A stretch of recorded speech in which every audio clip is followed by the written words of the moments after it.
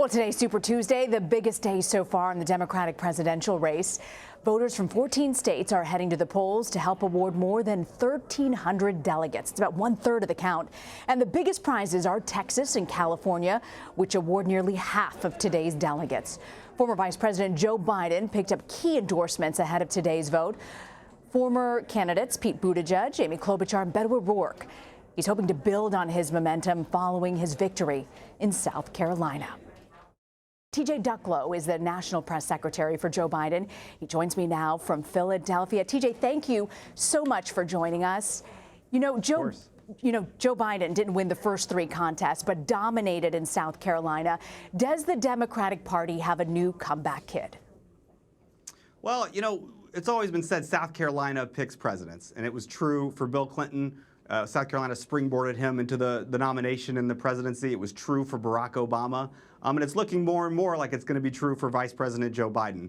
The momentum over the last couple of days has been incredible. The kids are calling it Joe-mentum. You can call it whatever you like, but it's real. We've had over 150 endorsements in the last couple of days, raised over $11 million in the 48 hours after his victory in South Carolina. And we're seeing, and those endorsements are happening in key places that are important for tonight. People like Senator Tim Kaine, Terry McAuliffe in Virginia, Barbara Boxer in California, but also key congressional districts that we're targeting for Super Tuesday. People like Bobby Scott in Virginia and other places. And so we are. Oh, go ahead. Sorry. Yep. Joe Biden told our Caitlin Huey-Burns that President Obama has not endorsed him publicly because he asked him not to. How has President Obama been working behind the scenes to help Joe Biden get the nomination?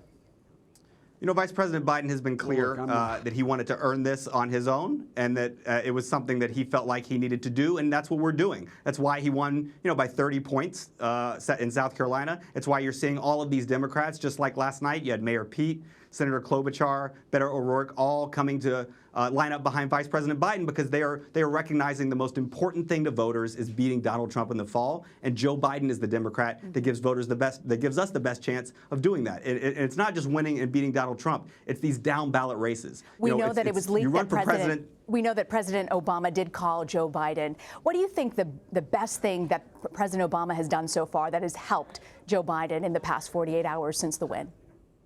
I can't get into their private conversations, but what I can talk to you about is the incredible energy that we are seeing for Vice President Biden. Like I mentioned, from some of the former folks who are running for president, for voters all around the country, for some of the events that we're having. We had over 2,000 people in Norfolk, Virginia. We had over 2,000 people in Dallas last night. We're excited for what the future of this campaign is going to hold, and we're excited to get started tonight with voting in Super Tuesday. Many are calling this really a two-person race, Joe Biden versus Bernie Sanders. Mike Bloomberg is also making his debut on the ballot today. He talked a little bit in Miami about Joe's taking votes away from me. I have no intention of dropping out. But do you think if Bloomberg doesn't do well tonight, should he drop out of the race? Well, I think if we learned one thing, too, over the weekend, it's that money doesn't always translate into votes.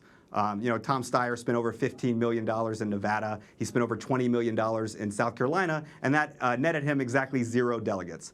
So, it was a lesson that Tom Steyer learned. I think it's a lesson that Mayor Bloomberg might be learning soon. And look, Mayor Bloomberg likes to talk a lot about Joe Biden's experience. And he has said before that he feels like his experience is more relevant or important than Joe Biden's experience. But let's not forget, when Mayor Bloomberg was in charge of Bloomberg LP, that is when all of these reports about the toxic culture that we are now just getting to the bottom of took place. When he was the mayor of New York, he let stop and frisk, which is a racist policy, get out of hand.